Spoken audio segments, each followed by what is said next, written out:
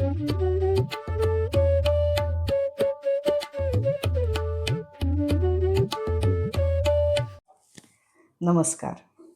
मी दीपाली देशपांडे दासबोध दर्शनमध्ये आपलं सगळ्यांचं पुन्हा एकदा स्वागत करते. आपण करून घेतो आहोत समर्थ रामदासांच्या दासबोधाचा अगदी थोडक्यात परिचय. आज आपण जो बघणार आहोत तो आहे पहिल्या दशकातला 8वा समास सभास्तवन. आता सभा म्हणजे काय? तर ठरलेल्या ठिकाणी एखाद्या विशिष्ट कामासाठी ठरलेल्या वेळी एखादा जेव्हा जनसमुदाय एकत्र होतो तेव्हा त्याला म्हणायचं सभा. मग दासबोधामध्ये आत्ता इथे सभास्तवन का बरं आलंय? तर दासबोध हा आहे गुरु आणि शिष्य यांचा संवाद. म्हणजे गुरु शिष्यांची ती एक छोटी सभाच आहे. शिवाय त्या काळामध्ये आध्यात्मिक ग्रंथांचं सुद्धा सामुदायिकरित्या वाचन व्हायचं आणि त्यामुळे तीही एक आध्यात्मिक सभाच म्हणली पाहिजे. आजही तसं आध्यात्मिक ग्रंथांचं वाचन आणि निरूपण चालतं. त्यामुळे तीही एक सभा आहे. म्हणून या ठिकाणी दासबोधामध्ये हे सभास्तवन आलेलं आहे. आता या सभेचं वर्णन करताना समर्थांनी भगवान विष्णू आणि नारद मुनी यांच्यातल्या एका संवादाचं उदाहरण दिलेलं आहे. एकदा असं झालं की नारद मुनींनी भगवंतांना विचारलं की भगवंत तुम्ही राहता कुठे? तुमचं निवासस्थान कुठलं? आणि तेव्हा भगवंतांनी असं उत्तर दिलं की नाहम वसामी वैकुंठे योगीनाम हृदयेन च मद्भक्ता यत्र गायंती तत्र तिष्ठामि नारद. आता या श्लोकाचा समर्थांनी या समासामध्ये भावानुवाद केलेला आहे. ते असं म्हणतात, नाही वैकुंठीचा ठाई नाही योगियांचा हृदयी माझे भक्त गाती ठाई ठाई तेथे मी तिष्ठतु नारदा. मी वैकुंठात राहत नाही, योगीजनांच्या हृदयातही राहत नाही, तर माझे भक्त किंवा आपण असं म्हणूया भगवत प्रेमानं भारलेले लोक जिथे गायन करतात, माझं स्तुतिगान चालतं, तिथे मी राहतो.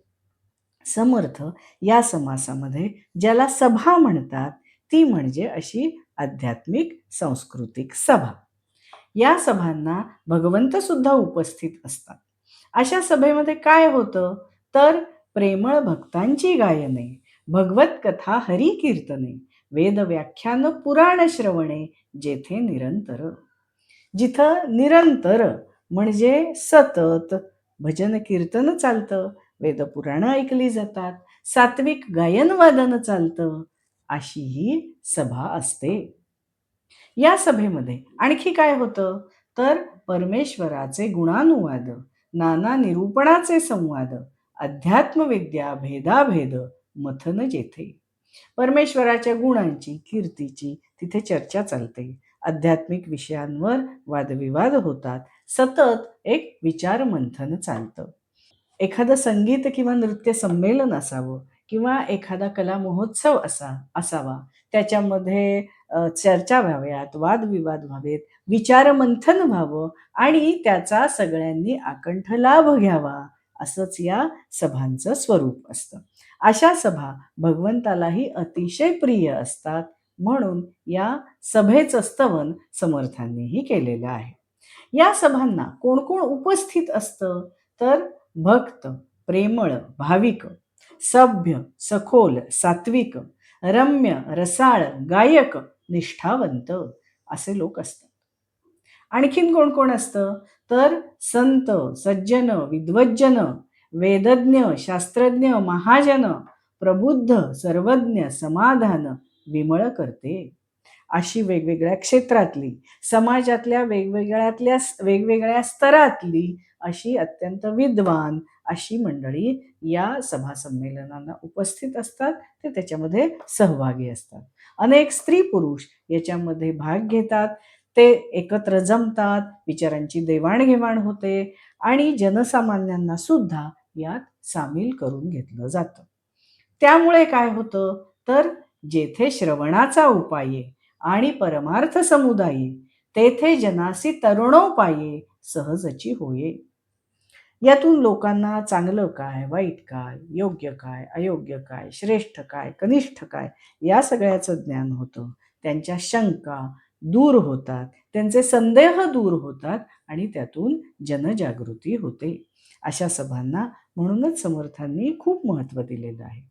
आजच्या काळात सुद्धा अशा सभांचं खूप महत्त्व आहे आणि अशा सभा आजच्या काळातही होत असतात, जिथं अनेक जण एकत्र येतात, वेगवेगळे दृष्टिकोन मांडले जातात आणि विचारांचं आदान-प्रदान होतं. आपणही पुढचे काही दिवस दासबोध दर्शनमधून दासबोधाच्या अशा सभेचाच अनुभव घेणार आहोत, नाही का? हा होता दासबोधातला 8वा समास सभास्तवन. आता पुढचा जो 9वा समास आहे तो आहे परमार्थ स्तवनाचा, पण तो आपण बघणार आहोत पुढच्या वेळेला. पण त्याआधी दासबोध दर्शनला नक्की सबस्क्राईब करा आणि 5 मिनिटं द्या दासबोधासाठी. धन्यवाद.